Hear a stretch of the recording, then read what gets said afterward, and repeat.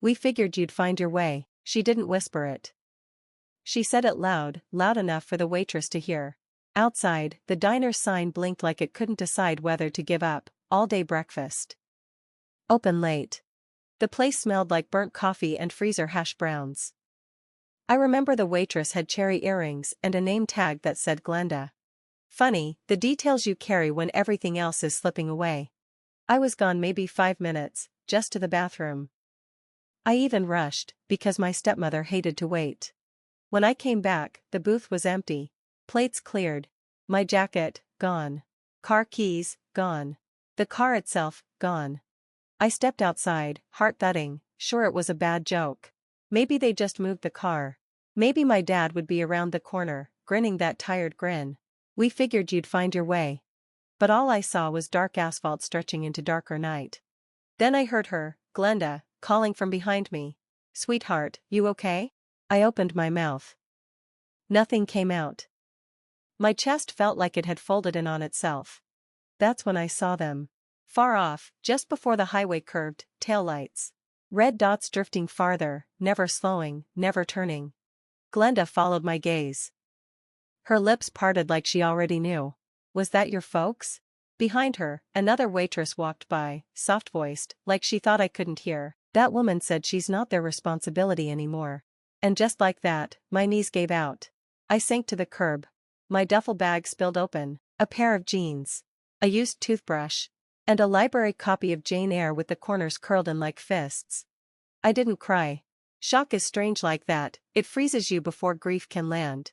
Glenda brought a hot chocolate and a blanket. She asked if I wanted to call someone. I shook my head. Didn't have a phone. Theirs had been disconnected for weeks. My prepaid one was in the glove box. Like me, it was left behind. I sat in the parking lot until the night turned blue with cold and the last semi rumbled through. I don't remember if I hoped they'd come back. Maybe. For a little while. Across the street, the bus stop had a scratched-up window that split my reflection in two. I stared at her, the girl in the cracked glass. Shoes that didn't match. A coat too thin for November. Lips trembling from cold, or maybe confusion.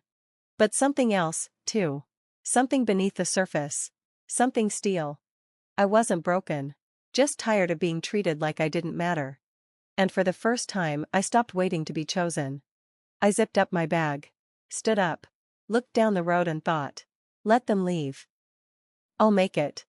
The first night I slept alone, it was behind a gas station, curled between a dumpster and a loading crate. A janitor named Rick tossed me a bag of chips and muttered, "Find somewhere warm before midnight. Cops don't like loiterers." I didn't tell him there was nowhere warm. Didn't tell anyone.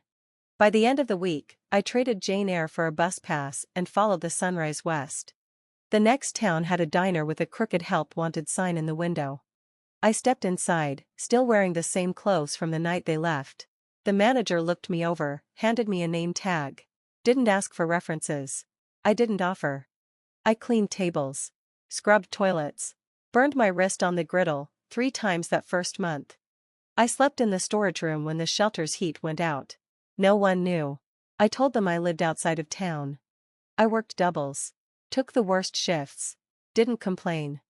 Because I remembered what it felt like to be left behind. I remembered her voice, my stepmother's, from every little moment. Just watch Maddie for a bit. You're not doing college this year, right? You're part of this family. I was, until I wasn't. But I stayed quiet. Back then, silence felt safer than speaking up. What they never knew, I paid the bills when the lights almost shut off. Cooked while she watched TV. Helped my sister with math while they screamed behind walls. I turned down scholarships, twice. Because home needed me. I gave. And gave. And gave. And still, they drove away without me. Some nights, I'd stare at the ceiling in that cold storage room and wonder what part of me was so easy to forget. But I didn't break. I folded napkins till my fingers split. Memorized coffee orders like prayers. Saved every tip in an old coffee can labeled college fund, even if I didn't know when, or if, I'd ever get there. I made myself invisible, because invisible girls can move without being watched. And every morning, I showed up. I made eggs for strangers. And I chose myself. I used to repeat it like a prayer. They thought I was quiet. They didn't know I was dangerous. 5 years later, the town felt smaller, or maybe I had just grown too large for the version of myself it once contained. The gala was held in the old conservatory, the kind of place where chandeliers dangled like secrets and laughter tried too hard to sound honest. It was a fundraiser for youth arts programs, sponsored, ironically, by corporations that hadn't hired a young person since the internet dialed up. I arrived alone. Simple black dress, no jewelry. Just a silver compass pin on my lapel, one of the only things I kept from my diner days. A reminder, I never got lost. I chose my direction. The room glowed gold, the crowd sparkled with familiar strangers. Men in sharp suits, women whose names sounded like resumes. The same ones who once looked right through me. I stayed on the edge, letting them orbit their silent auctions and wine-stained conversations. And then, her voice. Didn't know they were bringing in help from out of town. It slid through the room like velvet over glass. My stepmother, at the wine table, held her glass like it meant something. Her hair, dyed darker now, frayed at the ends, but her smile hadn't changed. Still sugar-laced with cruelty. She didn't recognize me. Of course not. To her, I was still the girl with cracked sneakers and calloused hands. The one who left without slamming the door. She leaned in toward another woman, voice low but not low enough. That one looks familiar, probably an intern. I didn't flinch, let her speak. Let her fill the room with her ignorance. Then the lights dimmed. A hush fell. The announcer took the stage. Tonight's lead sponsor has asked to remain anonymous, but has agreed to say a few words. The spotlight landed on me. I walked to the stage, slow and steady. My heels echoed like punctuation. Heads turned, the air shifted. I let the silence settle, then took the mic. Smiled. Actually, I'm tonight's featured sponsor. A gasp, then another. My stepmother froze. My father, behind her, lowered his eyes like they held shame.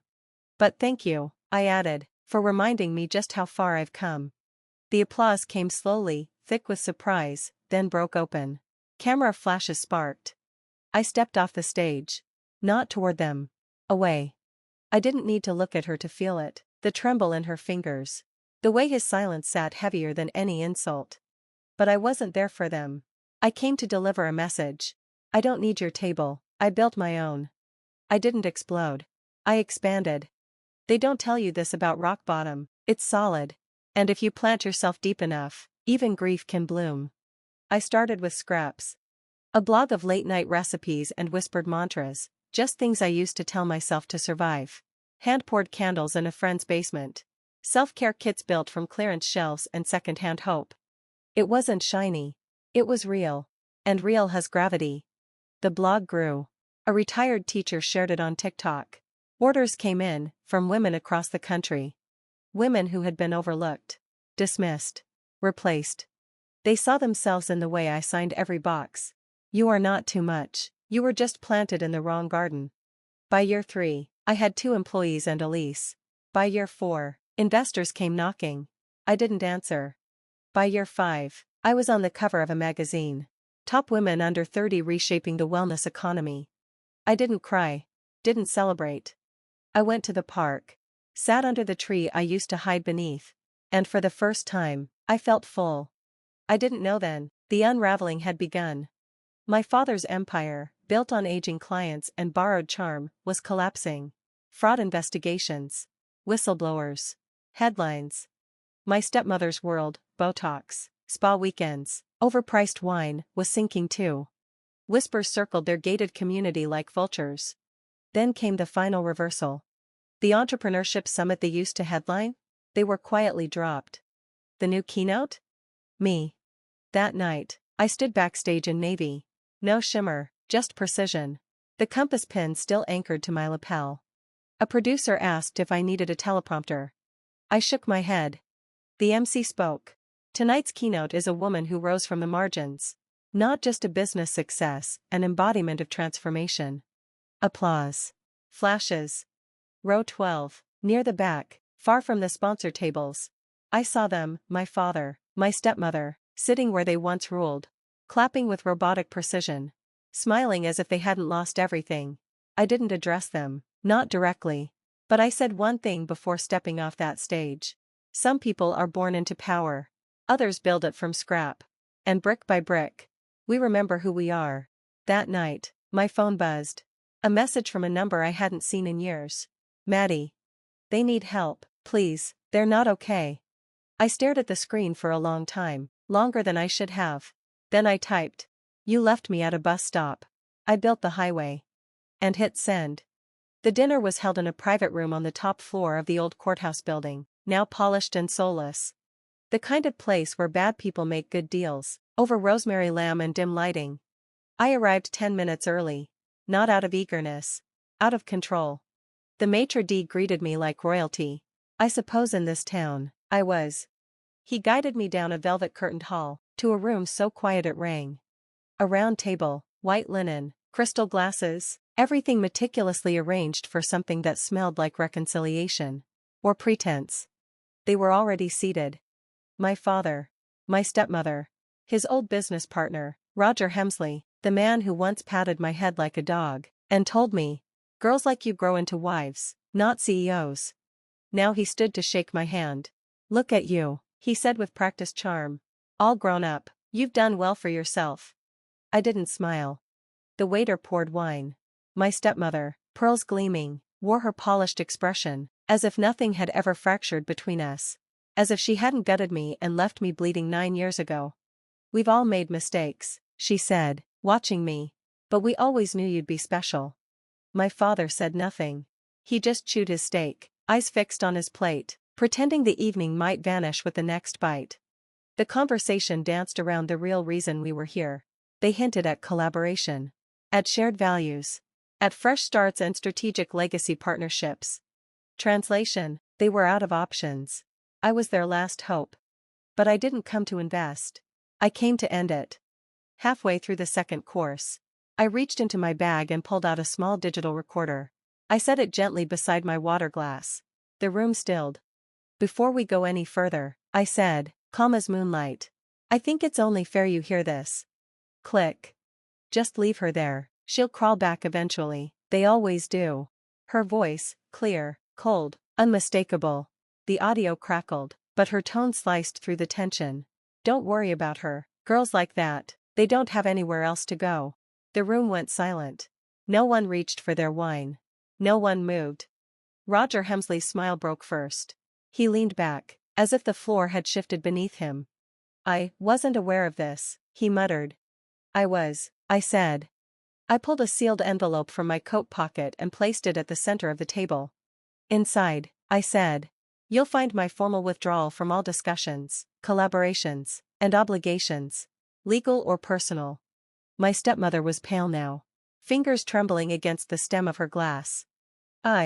No. Just one word. Final. Unarguable. I came back to end this, I said quietly. Not to forgive it. I stood. No drama. No fury. Just stillness. They had left me shaking on a bench.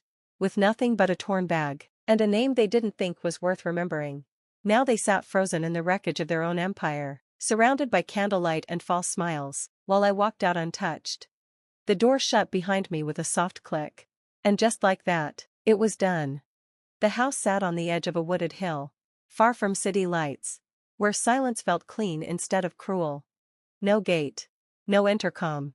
Just an old gravel path, a wraparound porch, and a small sign at the base of the mailbox. The quiet house. Inside, a record played soft jazz, vinyl crackling beneath the piano. The fireplace hummed. A kettle whispered on the stove. I sat on the floor beside the hearth, barefoot, wrapped in a cardigan older than my business license. In my hands, a stitched duffel bag. The same one from the bus stop. Frayed, faded, but never thrown out. Inside, I found what I knew would still be there. The original bus ticket. Smudged with time, crumpled but legible. One way. Nowhere in particular. I held it for a moment. Then I fed it to the fire. Watched it curl, blacken, and disappear. Outside, my dog barked once, chasing nothing. A girl from the local high school would be arriving soon, for her mentorship session, one of the 10 I offered every season, for girls who had been left behind in one way or another. Some wanted to be chefs. Some, writers.